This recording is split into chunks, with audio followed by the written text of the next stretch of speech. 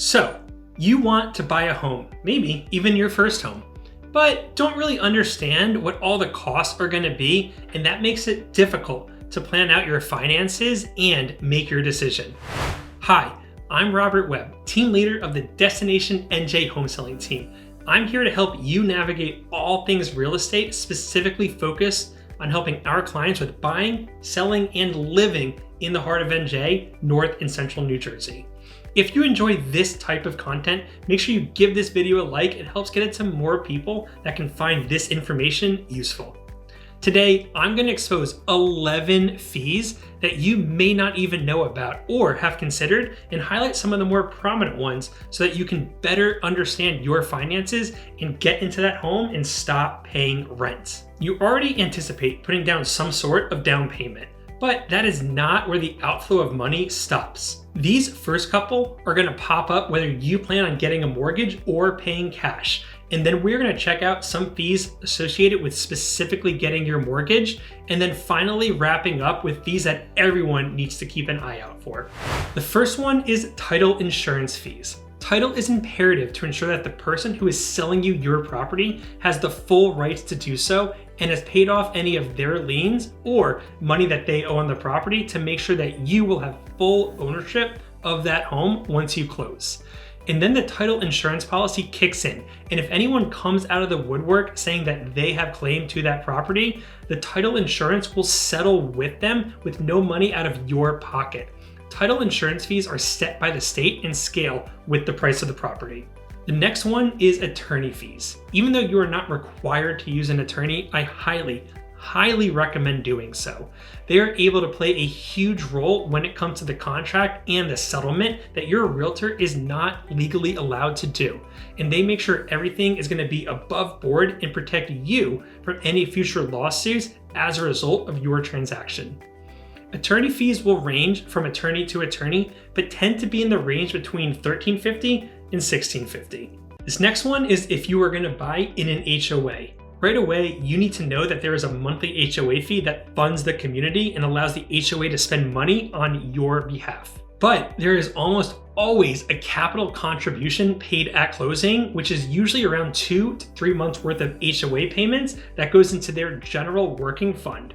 So if you are planning on buying in an HOA, you may need to budget another $500 to $1,000 for closing. Now, let's talk about inspections, as this is one that can add up depending on the property. At a minimum, you should be getting a general home inspection, which is going to take a look at the condition of the property, as well as looking for termites and other wood-destroying insects, and do a radon test. They are going to walk through the home and point out whatever they see, package it up in a report for you. But understand that these are general home inspectors and they are not specialists in any given area. So if something looks wonky, or if it is an item outside of the scope of their work, you may need to get additional inspections and budget for them. Some common ones that are outside of their scope that you might need to budget for depending on the house would be septic inspections, pool inspections, sewer line inspections, oil tank sweeps. Some further inspections that you may encounter depending on the home inspection might be things like a level 2 chimney inspection, an electrician coming to check out the home, a plumber coming to check out the home, or a structural engineer. A general home inspection will cost anywhere from $400 to $700, and the additional inspections can range anywhere from $200 to $600 each. So make sure that you speak with your realtor and see what inspections might pertain to your situation. Next up, we have prorations and escrow amounts that your lender holds on your behalf. The seller is going to continue to pay things like taxes, their sewer bill, and their HOA payment. And if they are prepaying any of these items and then you close on a date that falls under where they already paid but now you're using it, that gets squared away at closing. So you will actually pay the sellers back for any items that they have paid, but you are now using. You also may be prepaying some items, specifically taxes and insurance, to your lender. For example, you may be closing in March, but you're required to prepay taxes for April, May, and June to get ahead of the curve. In addition, your lender is usually going to require an escrow account be set up with additional prepayments that they're going to use to pay your taxes and insurance in the future. This is because your lender actually pays your taxes and your insurance on your behalf when those bills are due. And the escrow account is set up to make sure that they have enough funds to keep doing so. So when you pay your monthly mortgage payment every single month, a portion of that goes into feeding that escrow account until the lender pays those items on your behalf, and the cycle continues. This one is based on the value of your property and when you are closing. So it's hard for me to give you an average range, but I would budget a few $1,000s between all of this. Number 6 is the appraisal. This is the third-party opinion of value that the bank is going to require to make sure that the asset, aka the home that you are buying, is worth what they are lending you money on. This is so that they have proper collateral should you ever decide to not continue to pay your mortgage. I have a video that I'm going to link down below that goes over all the basics of an appraisal if you want to learn more. The cost is usually around $500 and is paid through your lender once the property goes under contract. Moving on, let's talk about prepaid interest. Once you close and you start borrowing that money from the bank starts to count the interest due for the month that you are buying in. They will take the closing date to the end of the month and calculate the interest based on the amount that you borrowed, and they're going to charge that to you at closing.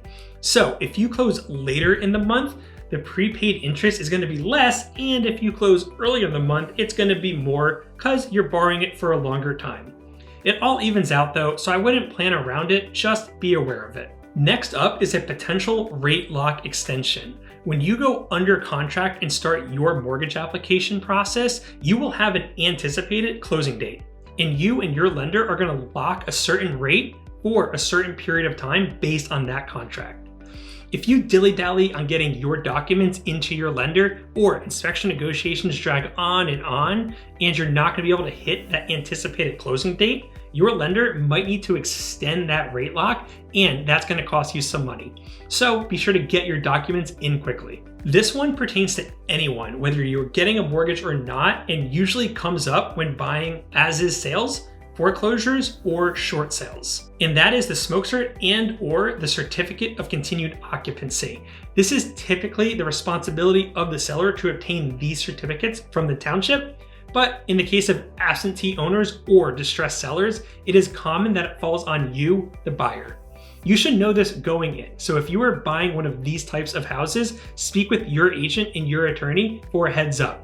This can be a couple $100s depending on what is needed in the house. Now that you have closed, I want to highlight 2 more items. The first one is movers. If you plan on hiring someone, make sure that you budget for that, as they can get pretty pricing depending on how much stuff you have and how far it is between the current property you have and the new one. Make sure that you shop around and ask questions. Not every company is properly insured, and some of them have very, very fine prints. So make sure you read these contracts and budget accordingly. Lastly, I want to talk about furniture. While I am sure you are getting ready to repurpose some of the existing furniture in your current place, you are also probably going to want to redecorate your new space with new stuff.